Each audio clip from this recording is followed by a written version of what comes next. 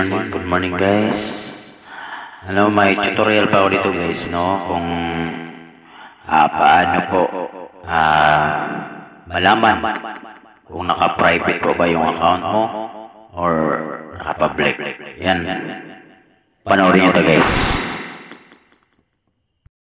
Ito na guys, no? Punta kayo sa TikTok. Ito para po malinaw po na talaga masunod niyo. Bagalan ko lang pag tutorial.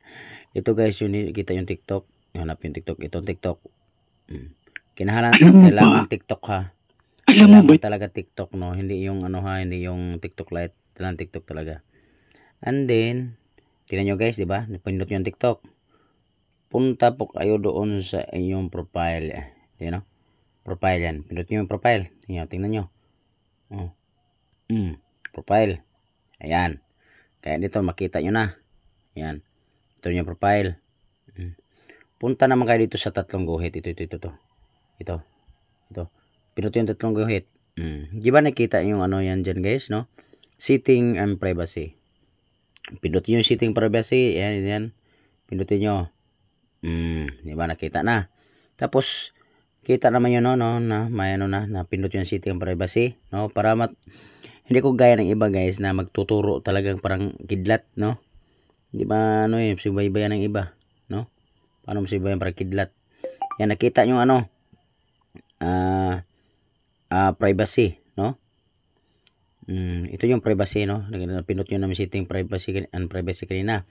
So dito na po din yun ang privacy. Ayan. Yan na, pinot natin privacy. Yan, nakita nyo ang account na guys, no ba? Yan. Ibig sabihin niyo guys, yung private account. Ibig sabihin yung private account, no? Activity status. Ito guys, pag nakagaya nito guys, papunito ha. Yan, di ba? Tingnan nyo guys. Yan. Lahat yan. Ito guys. Yan, tingnan nyo guys. Tingnan nyo. Ha? Tingnan nyo guys.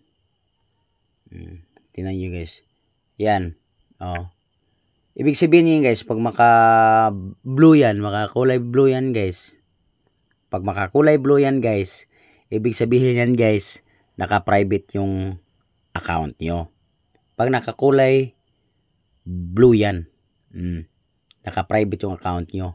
So pindutin nyo yan, kung naka-blue, kailangan mo ganyan. Yan, tingnan nyo. Nakabutang switch to public account. Switch to public account. Pindutin nyo yung switch. Ayan, wala na nakablo. Diba? Ibig sabihin, pag hindi na nakablo, nakapublic na kayo. Diba guys?